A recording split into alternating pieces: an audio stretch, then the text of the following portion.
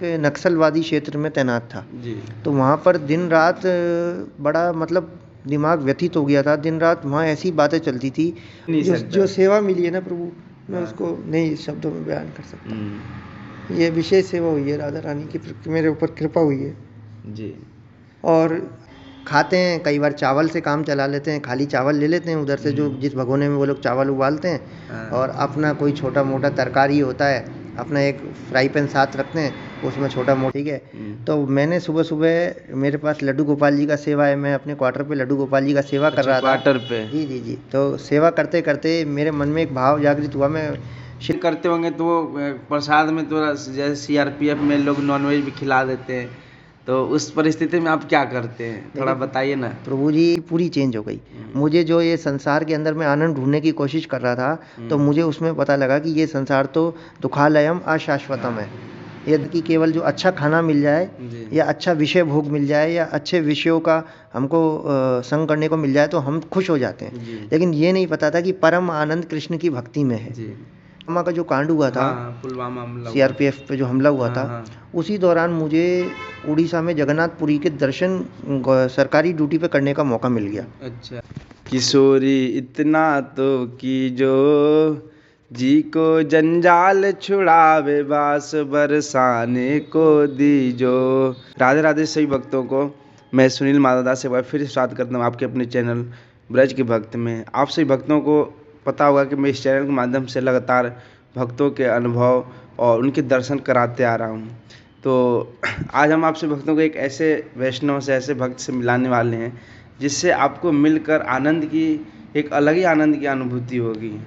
और आपको मतलब एक तरह से मैं बोलूँगा, आप लोग अगर अच्छे से इस वीडियो को पूरा सुनेंगे तो आपके अंदर एक तरह से ठाकुर जी के लिए कहीं ना कहीं प्रेम उमड़ेगा आप सभी भक्तों के हृदय में, और आपको बहुत आनंद आएगा। तो आप सभी भक्त लोग इस वीडियो को पूरा लास्ट तक देखिएगा, ताकि आप सभी भक्तों को पता चले कि लोग किस तरह से ब्रज में अपना सब कुछ छोड़कर श्री धाम बरसाना राधा रानी के लिए, ठाकुर जी के लिए अपना सब कुछ त्याग कर यहाँ से धाम बरसाना वास करना चाह रहे हैं। और ऐसे ऐसे भक्त लोग हमारे पास आ रहे हैं। ये सब देखिए राधा रानी की कृपा है, और आप लोगों की भी कृपा है कि आप लोग इतना रुचि लेते हैं इन सब चीज़ों में। तो आप लोगों से भी हमें मिलाना पड़ता है भक्तों को, क्योंकि हमारा एक परिवार है, बन गया है प्रभु जी पूरा। तो हम मिलते हैं तो हमें आप जैसे भक्तों से मिलते हैं, तो मुझे लगता है कि हमारे और भक्त हैं तो उनसे भी मिलाना चाहिए आपको। तो प्रभु जी को तो सबसे पहले हम आप सभी भक्तों की तरफ से और अपनी तरफ से इनकी चरणों में कोटि कोटि प्रणाम करते हैं। दंडवत। हरे कृष्णा। प्रभु जी, मैं सर्वप्रथम आप अपना थोड़ा परिचय बताएं, अपना नाम बताएं। मेरे सुनील माधव प्रभु जी को सबसे प्रथम, जिन्होंने श्री धाम बरसाने से मुझे एक परम सौभाग्य दिया कि आप सभी भक्त कुछ वैष्णव वचन सुनने के प्रति लालायित हैं, और हमारे सुनील माधव प्रभु के चैनल के सब्सक्राइबर भी हैं और व्यूअर्स भी हैं। और मुझे इस श्री धाम बरसाने में आने का बहुत बहुत श्री राधा रानी की कृपा से एक संयोग जो प्राप्त हुआ, ये एक संयोग नहीं था, एक एक्सीडेंट था। एक्सीडेंट ऐसे था कि मेरा नाम सौरभ है, और मैं सीआरपीएफ में एज ए फार्मासिस्ट के तौर पर नौकरी करता हूँ, और मेरा वर्तमान में पोस्टिंग बांग्लादेश के बॉर्डर पर अगरतला में है। मतलब प्रभु जी अभी भी ड्यूटी पर हैं, और अभी नौकरी को साइड में करके अभी प्रभु जी श्री धाम बरसाना राधा रानी के चरणों में अपना समय बिताने के लिए आए हैं।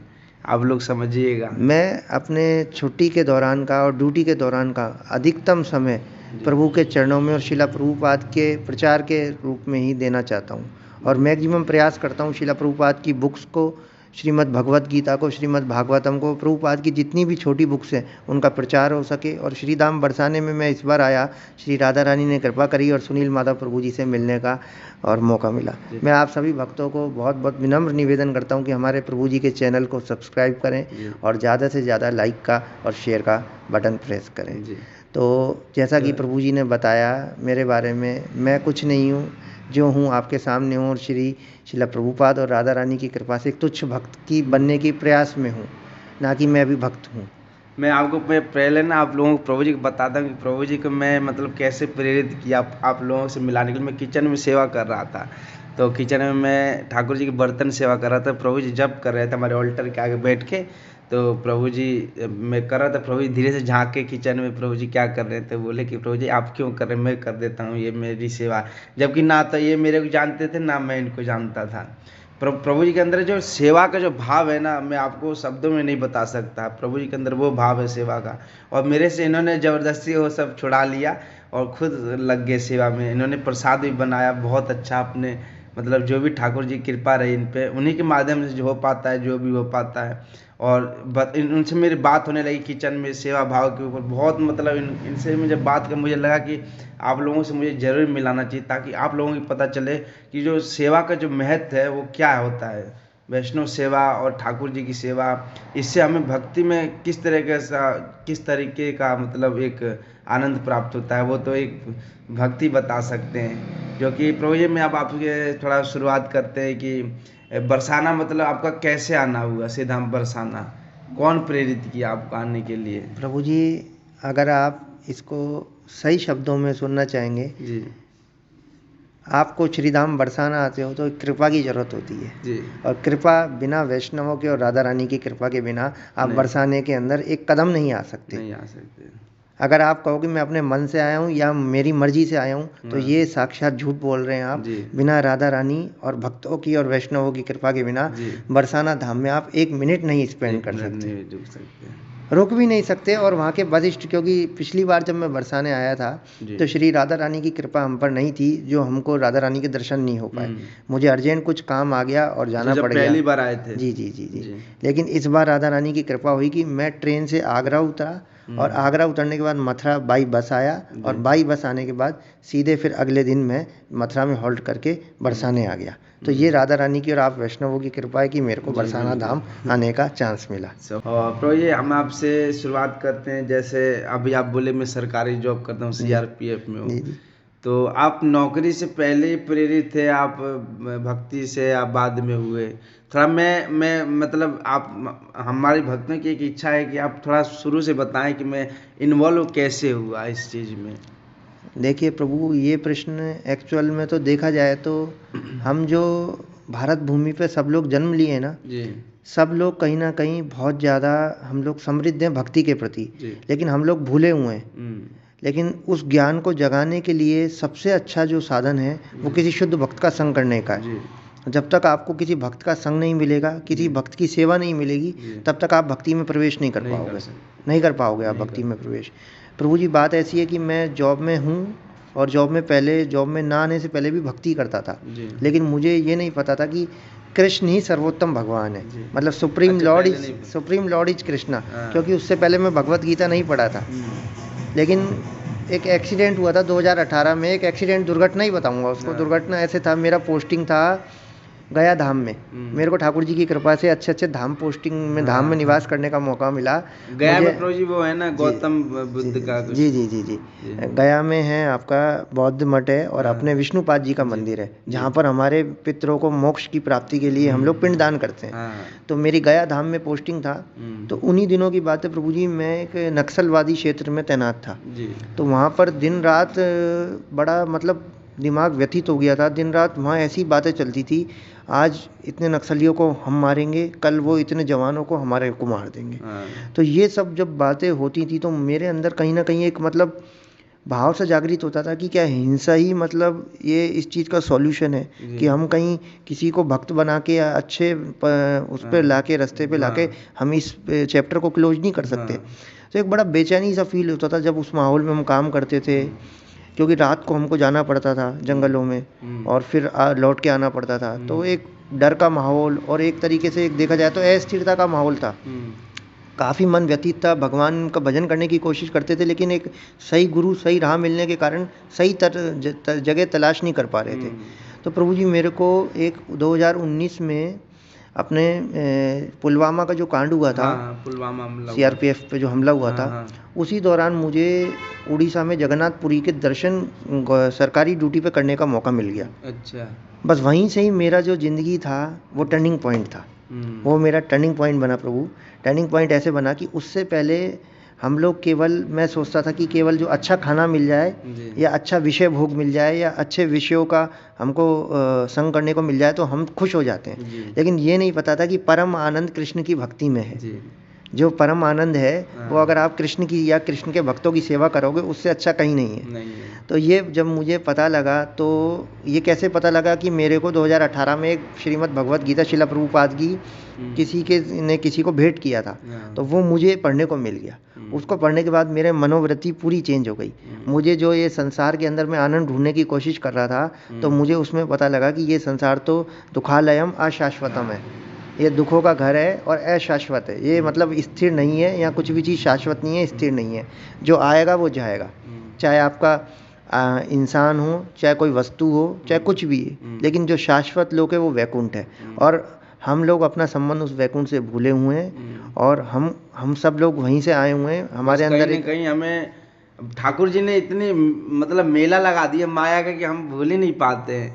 अब जैसे मान लीजिए कोई व्यक्ति है, मान लीजिए कोई जीव है, जी, जी। उसके ऊपर हम जाल बिछा दें, जी, जी, जी। तो जब जाल काटेगा तभी ना आकाश देखेगा। जाल लगा रहेगा तो कहाँ से? तो माया एक जाल जी, है जी। जो हमारे ऊपर पूरा चारों तरफ से घेरा हुआ है। ये और आपको एज इट इज ऐसे है कि जैसे कई बार आपके यहाँ सूर्यदेव नहीं उगते हैं, हाँ। लेकिन सूर्यदेव तो उपस्थित हैं, हाँ। लेकिन उनके आगे बादल आ गए। हाँ। तो वो जब तक वो बादल नहीं छटेंगे, सूर्यदेव हमको दिखाई नहीं देंगे। दिखाई तो ये जो देंगे। माया रूपी जो बादल हमारे ऊपर आया हुआ हाँ। है, इसके कारण हम अपना जो ओरिजिनल कृष्ण के साथ संबंध है उसको नहीं देख पा रहे हैं प्रभु। यही कारण था इस तो भक्ति वहीं का। से आपका मतलब जी, जी। ठाकुर जी में पूरा जी। समर्पित कर दिया आपने। तब से मैंने अपना जो कंप्लीट समय है, अपना समय, अपना जितना भी मतलब जो मैं अर्थ कमाता हूँ उसका हिस्सा, सब चीज़ मैंने अपने ठाकुर जी के लिए सेवा में समर्पित बहुत करा। सुंदर, जी। तो तब से मुझे ऐसा लगा कि लाइफ के अंदर कुछ है आपके। और उससे पहले तो जैसे कोई अपन कुत्ता बिल्ली सूअर बंदर की तरह जी रहे हैं, ऐसा लगता था। जी बिल्कुल, ये तो है। और बहुत अच्छा आपने मतलब आपका जो टर्निंग पॉइंट था, अमेजिंग, इट्स वेरी अमेजिंग। तो प्रभु जी, आप जैसे सरकारी जॉब करते सीआरपीएफ में जी। थे, तो उसमें उस दौरान आप अपनी कैसे ठाकुर जी को हर समय स्मरण रखते थे मन में, या माला करते थे? कैसे समय मिल जाता था आपको? प्रभु देखिए, ठाकुर जी को स्मरण करने के लिए सबसे पहले आपके अंदर जैसे अगर आप किसी चीज़ को चाहते हो ना, हाँ। तो उससे उसके अंदर आपके उस प्रति एक प्रेम होना चाहिए कि हाँ। मैं इसको चाहता हूँ। हाँ। जबरदस्ती कोई किसी से नहीं करा सकता। हाँ। एक प्रेम एक ऐसी चीज़ है, जब तक आप किसी को चाहोगे नहीं, हाँ। तब तक वन साइडेड नहीं हो सकता। नहीं हो सकता। तो कहीं ना कहीं मेरे को लग रहा है ठाकुर जी मुझे चाह रहे थे, मैं ठाकुर जी को नहीं चाह रहा था। हाँ। मुझे ऐसा लगता है कि ठाकुर जी मुझे चाह रहे थे, तभी मैं उनका नाम ले पा रहा हूँ। हाँ। अदरवाइज मेरे चाहने से मैं उनका नाम नहीं ले पाऊंगा। ये मैं क्लियर बता रहा हूँ। और ये मेरे गुरु महाराज ने बोला कि जो हमारे नरोत्तम दास ठाकुर हैं, उन्होंने बताया, शिला प्रभुपाद बताते हैं, मनुष्य जन्म पाइले राधा कृष्ण ना भजिले, जानिए सुनिए विष खाइले। कि ये जो मनुष्य जन्म पाया है हमने, और अगर राधा कृष्ण नहीं भजा तो जान और सुन के हम जहर खा रहे हैं। तो ये जो मनुष्य जन्म मिला है, राधा कृष्ण का कीर्तन करने के लिए मिला है, ना कि गांव चर्चा और सांसारिक चर्चा करने के लिए मिला है। और इसलिए हमको ज़्यादा से ज़्यादा जो हमारा समय है इस कलयुग के अंदर हरि नाम को करने में बिताना चाहिए, जिसके अंदर प्रभुपाद के द्वारा एक ही बताया गया। चैतन्य महाप्रभु के सेनापति हैं शिला प्रभुपाद, परम पूज्य आचार्य, इस्कॉन फाउंडर आचार्य, उन्होंने यही बताया कि आपको केवल कलयुग में मुक्ति के लिए एक ही चीज़ है, हरेर नाम हरेर नाम हरेर नाम एव केवलम, कलौ नास्तेव नास्तेव नास्तेव नास्तेव गतिरन्यथा। इस कलयुग में अगर आपको मुक्ति पानी है तो केवल एक हरि नाम का ही सहारा है। उसके लिए चैतन्य महाप्रभु ने ब्रह्म पुराण के 16 अक्षर के शब्द का प्रयोग किया, हरे कृष्ण कृष्ण कृष्ण हरे हरे, हरे राम राम राम हरे हरे। तो प्रभु जी, आप मैरिज लाइफ है, आप अनमैरिड हैं? जी प्रभु, मैं विवाहित हूँ और मेरे एक 8 साल की बिटिया है। जी। देखिए प्रभु जी, जैसे कोई भक्त होता है, अब पति भक्त है, पत्नी भक्त नहीं है। जी जी जी। तो कहीं ना कहीं पत्नी बाधा देती है। जी जी। तो उस तरह से आपकी पत्नी भक्त है या कहीं ना कहीं कुछ है? देखिए प्रभु, आपको अगर मैं इस तरीके का बात बताइए तो इसमें क्योंकि क्या, प्रभु जी ऐसा भी हो सकता है ना, जो जिस परिस्थिति से आप जूझ रहे हो उस परिस्थिति से और भी हमारे जवान लोग होंगे, भक्त लोग होंगे। प्रभु जी देखिए, इसमें क्या होता है, जब आप भक्ति में आओगे तो सबसे पहले आपको जो सामना करना पड़ेगा अपने नज़दीकी लोगों से ही करना पड़ेगा। वही लोग आपकी भक्ति में व्यवधान बनेंगे। पहला व्यवधान क्या होता है भक्ति के अंदर, जब आप नाम जप कर रहे हो वो कहेंगे इनको नाम जप भी करना है और विषय भोग भी करना है। ठीक है, पहली प्रॉब्लम यहाँ आती है। अब नाम जप के साथ जब प्रभुपाद जी ने 4 नियम बताए कि आपको किसी भी तरीके का प्याज लहसुन और आमिष भोजन नहीं हाँ, खाना है। नहीं आमिष खाना। मीन्स जो आपको नॉन वेजिटेरियन डाइट है। दूसरा बताया किसी भी तरीके का नशा नहीं करना। तीसरा बताया किसी भी तरीके का जुआ नहीं खेलना। और चौथा बताया किसी भी तरीके का पर स्त्री संग नहीं करना। ये 4 नियम आपको निभाने बहुत ज़रूरी है नाम जप के साथ साथ। तो इसमें सबसे पहला जो विषय होता है वो आहार का शुद्धि का होता है। आहार शुद्धि में सबसे ज़्यादा आपको फेस करना पड़ेगा अपनी लाइफ में। आहार शुद्धि का मतलब है कि कोई भी हम अगर एक अन्न का कण भी खाएंगे तो जब तक वो भगवान को प्रसाद या ऑफर नहीं किया गया प्रभु, तब तक हम उसको ग्रहण नहीं कर सकते। श्रीमद् भगवद गीता में लिखा हुआ है कि अगर आप कोई भी अन्न खा रहे हैं और वो अगर भगवान को भोग नहीं लगाए तो इसका मतलब आप पाप खा रहे हैं। इसमें तो कोई वो है नहीं। तो जो हमारे लोग भजन नहीं करते या जिन्होंने भगवत गीता नहीं पढ़ी है, वो लोग सोचते हैं कि सब भगवान ने हमारे खाने के लिए बनाया है। उनको ये नहीं पता कि सब भगवान ने जो बनाया हमारे खाने के लिए है। लेकिन पहले उसका एक चैनल है, पहले हम उसको भगवान को ट्रांसफ़र करेंगे, फिर भगवान हम उसको भगवान उसको अपना आंखों से भोग लगा के हमको ट्रांसफ़र कर देंगे, फिर हम उसको हमारे प्रभु जी घरों में भी आप लोगों के देखते होंगे, घरों में भी होता है जो घर में जो सबसे बड़ा व्यक्ति होता है, जैसे किसी के बुजुर्ग होते हैं, दादा होते हैं, परदादा होते हैं, तो जो बहुएं जो खाना बनाती हैं सबसे पहले बुजुर्गों को देती हैं, उसके बाद फिर उनकी छोटे को। तो वो तो एक सांसारिक परंपरा हो गया। हमारी आध्यात्मिक परंपरा में हमारे लिए सब कुछ हमारे ठाकुर जी हैं, तो इसलिए हम सबसे पहले ठाकुर जी को जरूर अर्पण करना चाहिए। अब हम ठाकुर जी को ना दें, खुद ही खाने लगे तो मतलब आप दोनों तरफ से देख लीजिए, बुरा लगना ही लगना है। बिल्कुल प्रभु, इसमें कोई है नहीं। तो इस तरह सबसे पहले तो हमें ठाकुर जी अगर आप लोग रखते हैं तो ठाकुर जी के समक्ष आप पहले कुछ भी लाते हैं भोग लगाइए, और नहीं लाते तो फिर मानसिक रूप से उसका भी मंत्र है महाप्रसाद गोविंदे वाला जो हमारे इस्कॉन में जो चलता है, उसके द्वारा भी, क्योंकि प्रभु जी बहुत से गृहस्थ में होते हैं लोग नहीं रख पाते हैं ठाकुर जी को, लेकिन जो हमारा मन है, चित्त है, वो ठाकुर जी के प्रति कहीं ना कहीं मानसिक रूप से अगर हम समर्पण करते हैं, उसमें तो आप जो घर पर उनके फोटोज तो होंगी ना, फोटोज के आगे भी, फोटोज के आगे भी आप लगा थाली रख के उसमें तुलसी दल अर्पित करके और भगवान को मंत्र के द्वारा या जो भी जितना भी आप जानते हैं उसके द्वारा आप भगवान को 2, 4, 5 मिनट 10 मिनट तक ऑफर करके उसको ढक के प्लेट को, और भगवान को कुछ देर के लिए अकेला छोड़ के, और फिर जब भगवान उसको 4-10 मिनट में उसको ग्रहण कर लें, उसके बाद आप उसको हटा के सारे भोजन में मिक्स करके और सबको प्रसाद रूप में सर्व कर सकते हैं। ये सबसे अच्छा, तुलसी पत्ता जरूर डालें आप लोग, ये सबसे अच्छा मतलब वो है।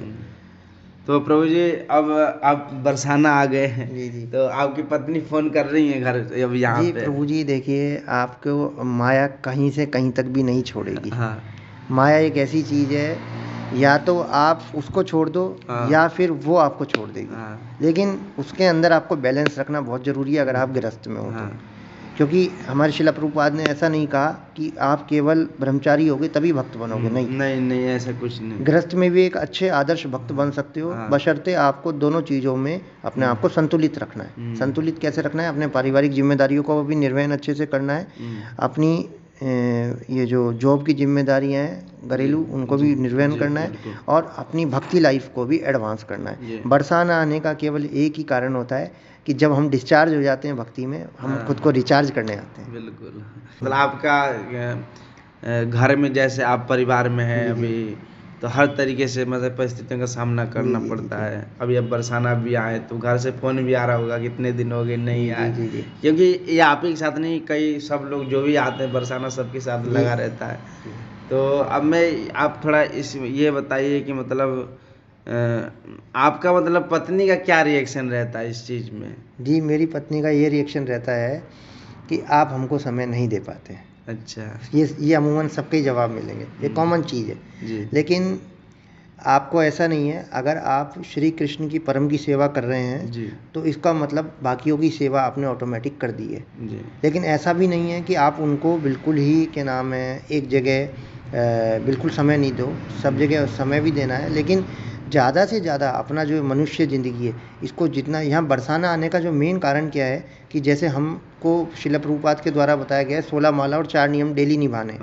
16 माला हरि नाम की करनी है, लेकिन यहाँ बरसाने में आने के बाद हमारा एक माला 1000 के बराबर काउंट होता है। इसीलिए हमारा यहाँ का जो 16 माला एडवांस चलता है, जी, तो हम यहाँ 16,000 माला करते हैं उसको आके। तो इसलिए हम आते हैं धाम में, रिचार्ज होने आते हैं, क्योंकि प्रभु जी आपको पता ही है हमारा जो जॉब का जो सिचुएशन है वो काफ़ी विकट परिस्थिति। प्रभु जी अभी क्या आप जॉब, अभी आपके अंदर ये आता है कि अब जॉब छोड़ देना चाहिए? प्रभु जी देखिए, हम लोग प्रकृति के 3 गुणों के वशीभूत होकर कार्य करते हैं। जी। कभी रजोगुण। सत्व, रज व तमस। हाँ। कभी हम लोग जब तमोगुण टाइप में आते हैं तो हमको ऐसा लगता है कि अब हमको छोड़ के विरक्ति में आ जाना चाहिए और घर परिवार भी छोड़ देना चाहिए।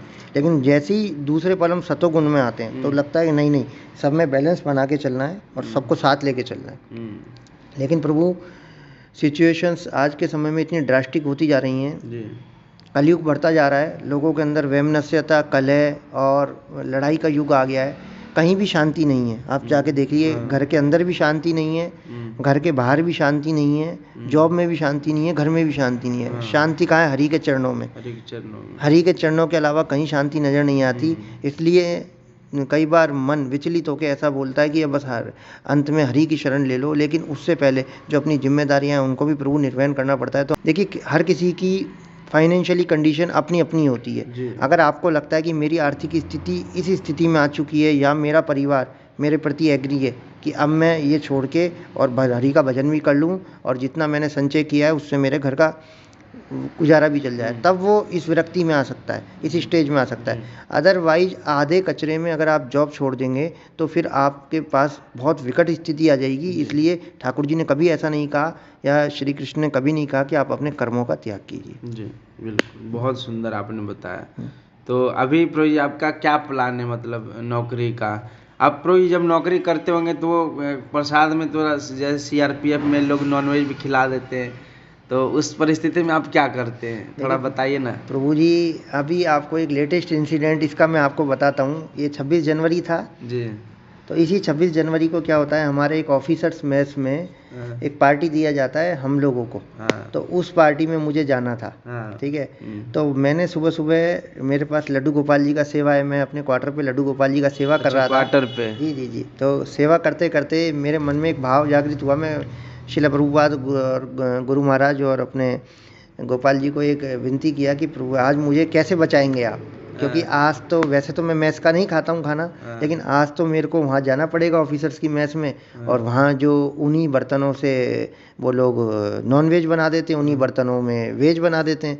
लेकिन वो लोग प्याज लहसुन को भी प्योर वेजिटेरियन समझते हैं। हम लोग तो प्याज लहसुन का वैष्णव लोग बिल्कुल परहेज करते हैं, क्योंकि वो भगवान को ऑफर नहीं कर सकते हम लोग।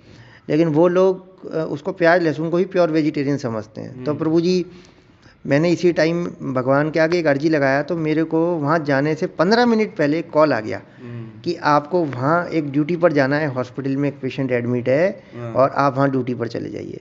तो मेरे ऊपर ठाकुर जी की इनडायरेक्टली ऐसी कृपा हुई कि मेरे को वहाँ ड्यूटी जाना पड़ गया और मैं उस खाने से बच गया। देखिए प्रभु जी, भक्तों, ये फैक्ट है। अगर आप सब कुछ मतलब अपना मान कर ठाकुर जी के लिए समर्पित हो जाते हैं ना, तो किशोर जी कहीं ना कहीं किसी न किसी रूप में आकर हमेशा रक्षा करने लग जाते हैं। बिल्कुल बिल्कुल। ये फैक्ट है एकदम। ये प्रभु जी नहीं, हमारे जितने भी भक्त हैं, कई भक्तों ने मतलब ऐसा अनुसरण बताया जिसको सुनने के बाद हमारा हृदय आनंद से भर जाता है। जी। और अभी जो बताया आपने बहुत मतलब अच्छा, ये मेरे साथ अभी का लाइव इंसिडेंट हुआ है। और इसके अलावा भी प्रभु जी मेरे साथ क्या होता है कि मैं मैक्सिमम क्या करता हूँ, मैस का तो प्रभु जी अगर आप वैष्णव परंपरा में आ गए तो आपको खाना एक तरीके से अपराध हो जाता है, क्योंकि हमारे यहाँ क्या सिस्टम है, नॉन वेज बनता ही बनता है डेली। ऐसा कोई दिन नहीं है। एक फोर्स के अंदर कभी भी, अगर आप जो भी व्यूवर्स देख रहे होंगे उनको पता होगा, फोर्स में एक मंगलवार को नॉन वेज का परहेज किया जाता है, केवल नॉन वेज का। लेकिन उसके अंदर अंडा नॉन वेज में नहीं मानते वो लोग, अंडा बनाएंगे, प्याज लहसुन डालेंगे ही डालेंगे। तो अब आप बताइए कि हम एक वैष्णव परंपरा में जो आ गए, वो मैस का कैसे खा लेगा? प्लस जो वो वेजिटेरियन भी बन रहा है, तो वो पतीला वही है, कड़छी वही है, बर्तन वही है। तो इसका मतलब अगर आपने उन बर्तनों में प्रसाद खाया है या खाना खाया है, तो इसका मतलब आपने नॉन वेज खा लिया। तो प्रभु बहुत संघर्ष से गुजरना पड़ता है, लेकिन क्या करें, राधा रानी की कृपा है, शिला प्रभुपाद की कृपा है, ठाकुर जी की कृपा है कि कहीं ना कहीं बचा लेते हैं। लेकिन कई बार टॉलरेट भी करना पड़ता है। खाते हैं, कई बार चावल से काम चला लेते हैं, खाली चावल ले लेते हैं उधर से, जो जिस भगोने में वो लोग चावल उबालते हैं, और अपना कोई छोटा मोटा तरकारी होता है, अपना एक फ्राई पैन साथ रखते हैं, उसमें छोटा मोटा सब्जी बना लिया, उसको चावल से खा लिया, 2 रोटी ले लिया, ऐसे करके उसको ठाकुर जी को ऑफर करके और खाना पड़ता है। क्या करें गुजर। देखिए मतलब लोग कष्ट इतना, मतलब सब कुछ और कई लोग ऐसे बताए अरे छोड़ो यार, खाते हैं, छोड़ो जो होगा सो लेकिन होगा। आपको क्या बताएं लोग- कि अगर आप देखेंगे हमारा मेस में जाके, जी तो आपको जब आप बाहर सांसारिक आंखों से देखेंगे जी। तो आपको हमें लगे। तो प्रभु जी देखिए राधा रानी यहाँ से कहीं भेजती ही नहीं है। अब प्रभु आप तो हमें नित्य पार्षद हैं, मान लीजिए हमें तो भगवान कहीं के। भेजती नहीं आप है। नित्य पार्षद हैं प्रभु भगवान के। हमें तो बोलती हैं आप जैसे भक्तों से मिलिए आप लोग, और आप जैसे भक्त लोग आते हैं हमसे मिलते हैं, और बहुत आनंद आता है आप जैसे भक्तों से मिलके। आप किचन में मतलब इतना अच्छा आपने सेवा किया ना, मैं अब बोल भी नहीं सकता भक्तों को। प्रभु क्या बताऊँ मैं अब। मैं पिछले 2 दिन से बरसाना वास किया हुआ हूँ। हाँ तो कल मैं राधा रानी के महल में बैठा हुआ था, हाँ जप कर रहा था। हाँ तो मेरे अंदर एक जिज्ञासा सी हुई कि यहाँ अपने भक्तों का संग नहीं मिल रहा। हाँ। मतलब अपने भक्तों का मतलब हमारी परंपरा है जो गुरु परंपरा, जी। उसमें हम लोग 16 माला करते हैं, 4 नियम करते हैं। हाँ। ऐसे भक्तों का हमको संग नहीं मिल पा रहा था। हम्म। तो मैं सोच रहा था क्या करूँ इसके लिए, क्या करूँ। मैं राधा रानी के आगे बहुत ज़्यादा मतलब एक रोने भी लग गया था। मैं कल थोड़ी बहुत देर रोया राधा रानी के आगे। तो मैं उनको कह रहा कुछ कृपा करो राधा रानी कि मेरे को शिला प्रभुपाद के भक्तों का संग मिले।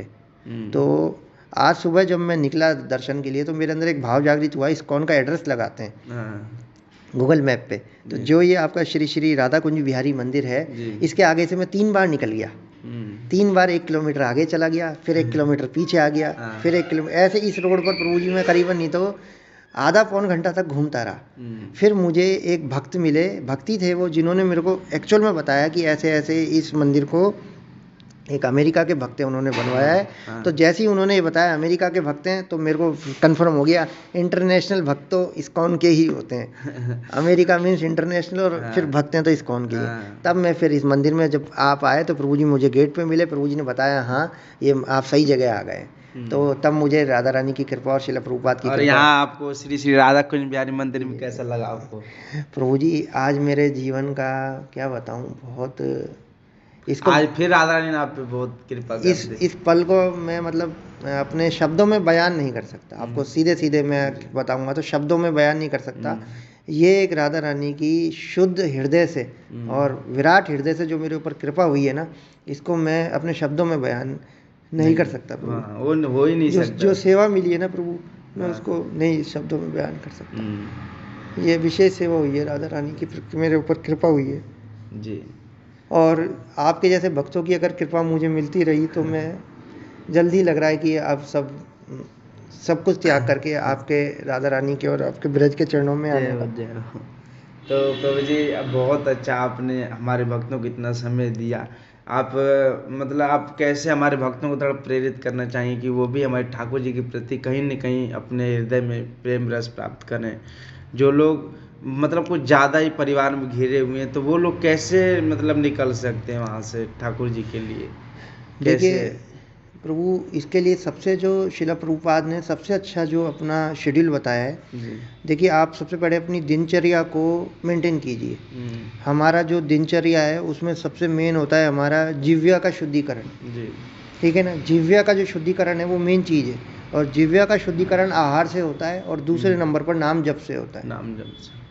तो जब आपका आहार शुद्ध हो जाएगा और आपकी जिह्वा पे हरि नाम आ जाएगा, ऑटोमेटिक आपकी दिनचर्या ठीक होगी। दिनचर्या ठीक होने के बाद आप धीरे धीरे भगवान के प्रति आकर्षित होंगे। आकर्षित होने के बाद जहाँ आप एक तरफ आएंगे, भगवान 10 तरफ आएंगे आपकी तरफ। बिल्कुल। भगवान कहते हैं तुम मेरे लिए 1 कदम चलो, हम तुम्हारे हम लिए 10 कदम चलेंगे। तो आप अपना 1 कदम बढ़ाइए। आप अपने सुबह जल्दी उठिए। जल्दी उठने के बाद अपना नित्य कर्म कीजिए। नित्य कर्म करने के बाद आप हरि नाम का जप कीजिए। हरे कृष्ण महामंत्र की माला कीजिए। शिला प्रभुपाद के द्वारा बताए हुए पुस्तकें पढ़िए और श्रीमद् भगवत गीता का अध्ययन कीजिए। देखिए आप कितनी जल्दी इस सांसारिक मोह माया में रहते हुए भी अपने आप को कितना लाइटली फील करेंगे। और जो बहुत अच्छा महसूस होगा आपको। हम लोग क्या है मेनली भविष्य की चिंता और भूतकाल में हुए जो बुरे कर्म हैं हमसे, उनकी चिंता में मग्न रहते हैं। रहते नहीं रहते।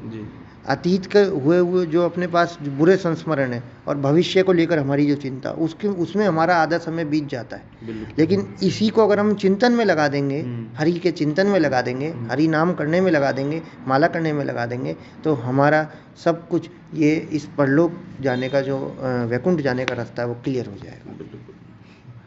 मैं आपको कितना धन्यवाद दूँ। आपने बहुत सुंदर हमारे भक्तों को बताया, और सबसे पहले तो आपको बहुत बहुत धन्यवाद हरे कि आप कृष्ण प्रभु। देखिए आप अपना नौकरी छोड़कर सीधा बरसाना राधा रानी के चरणों में दर्शन करने के लिए आए हैं। प्रभु हम इसके नहीं लिए आए, तो बुलाया है राधा ये रानी। तो कृपा है साक्षात राधा रानी की, और सबसे बड़ी कृपा तो हम सभी भक्तों की है कि आपके दर्शन हो रहे हैं। जी जी नहीं तो हमें पता भी नहीं चलता जी प्रभु कहाँ जी। आए और कहाँ गए। ये हरे तो किशोरी जी की कृपा है। तो आप सभी भक्त लोग हमारे प्रभु जी को एक बार फिर से प्रणाम करेंगे। हरे हरे कृष्णा दंडवत। और प्रभु जी ने जो बताया आपको क्या अच्छा लगा, क्या कुछ भी और कुछ गलत भी लगा हो तो आप क्षमा करिएगा, अपना भक्त समझ के, वैष्णव समझ के। तो उसके लिए आपसे भक्तों का बहुत बहुत धन्यवाद। आप लोगों ने इतना समय दिया, क्योंकि देखिए हमें प्रभु जी निरंतर जितना हो सके ठाकुर जी के बारे में सुनना, और जितना हो सके ये भगवान ने जितने आँख कान नाक दिए हैं, ये सब ठाकुर जी अपने उसके लिए ही दिए हैं, जी जी जी। अपने यूज के लिए दिया पर, लेकिन हम लोग अलग ही उसको यूज में लेते हैं। तो इसलिए हमें आप लोग बहुत भाग्यशाली हैं कि आपको ऐसे वीडियोज वगैरह आपको सुनने का सौभाग्य प्राप्त हो रहा है। नहीं तो कहाँ सबको, ये वही लोग कर पाते हैं जो भक्त होते हैं, वैष्णव होते हैं, जो रुचि रखते हैं इन जी सब जी जी चीज़ों में।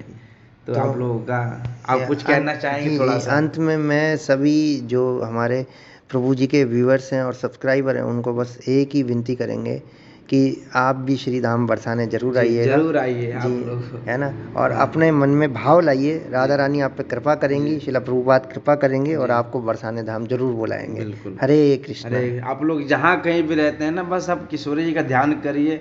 बस किशोरी जी आपको जिस दिन लेटर भी नहीं देंगी, आपको आप सीधा उठा कर ले आएंगी सीधा सीधा यहीं से बरसाना आपको। वृंदावन। बहुत बहुत धन्यवाद। राधे हरे राधे। कृष्णा। हरे कृष्णा। शिला प्रभुपाद की जय। जय।